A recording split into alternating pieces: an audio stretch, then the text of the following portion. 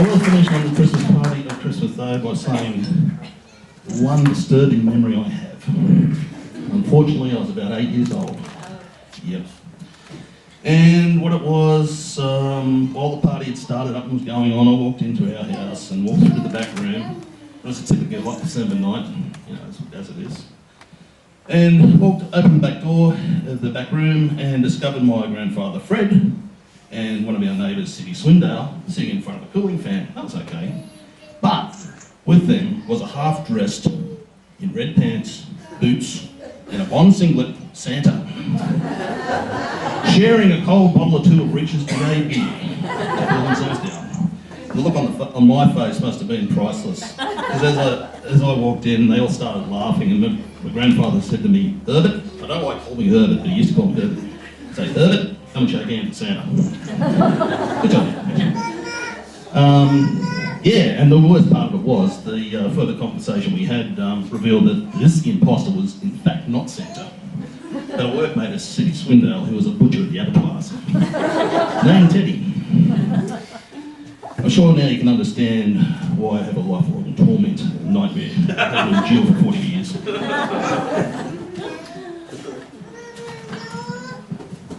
Okay, New Year's Eve, also a great time. It was normally hosted by somebody in the street, and more often than not it was Jim and Dot Harvey across the road. He used to have a shindig each year.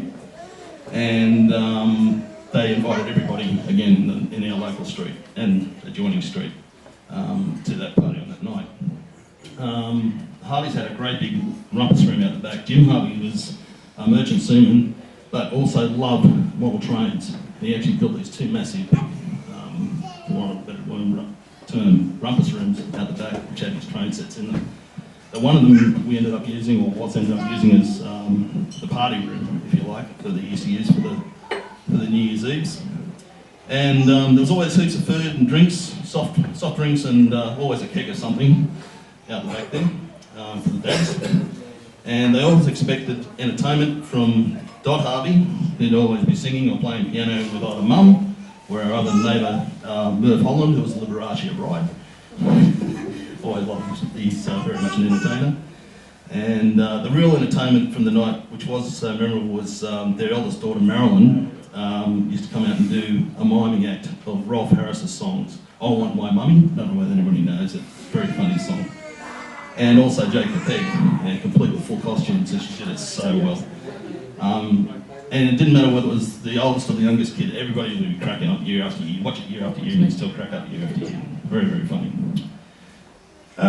As the years rolled on, there's a lot of good times, a lot of sad times, and that's life, I guess, these days.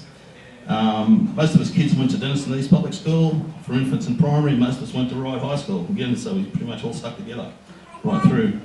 As a community group, we had a strong bond of friendship and support for each other, in which we knew we could always count on each other in times of trouble or crisis.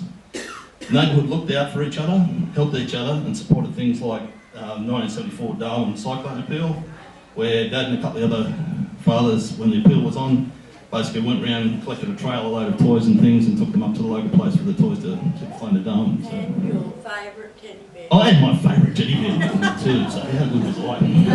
I don't think I had a choice, I think I tossed in the trailer for him. But anyway, it was going to a good cause.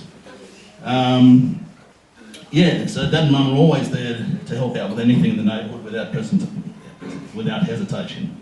We're always given opportunities to do what we want to do, and Mum and Dad would always make the effort to make it happen, not only for us, but also for the neighbourhood kids as well. And it was often where the neighbours' parents couldn't or wouldn't be able to do things.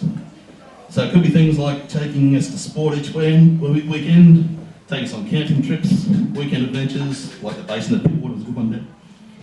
Used to go over there by boat, which was great. Leave us there for the weekend, I think there's a reason behind that. Drop us off. See ya! I'll see you on Sunday. That was great. Into the city, all those sorts of fishing, whatever it might have been, it's fantastic. And I guess from Mum's creative and artistic flair in life, in making us clothes, cooking, cake decorating, entertaining, her editing, musical ability, making Batman outfits. Murals on your wall. I was getting there. Oh, Very quiet. School plays and costumes, and decorating our bedroom with murals. I hadn't forgotten. So always organised and always prepared, didn't matter what it was. Don't forget your skeleton suit. All right, and the skeleton suit, I'll get to that too. And to Dad, with his constant support and craftsmanship in building the original home we had, as well as totally refurbishing the home to the size it was as our family grew, and making sure we had the roof we had over our head.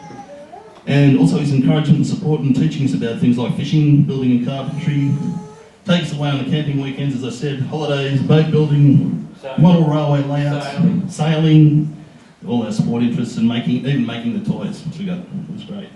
And always Australian history and boating was his main passions, I think, as well as supporting the family, neighbours and friends. Now as grandparents for Michael, Emma, David, Lauren, Hannah and Emma, who are all here today. I'm sure you can see the positive influences of your lives on us as children and grandchildren, and we're proud to have you as parents and grandparents and to reflect on the memories you've given us.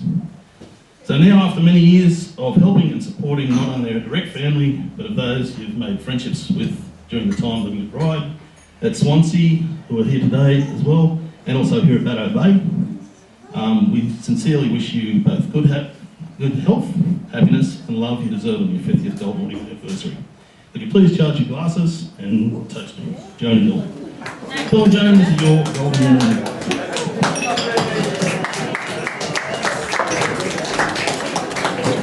Okay, I'm sure there's a few other people who would like to say a few words in the room.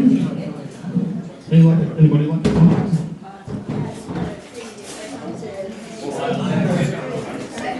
Or will we let Billy respond?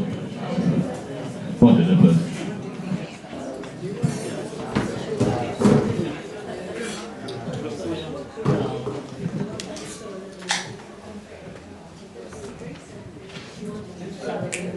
Okay, will you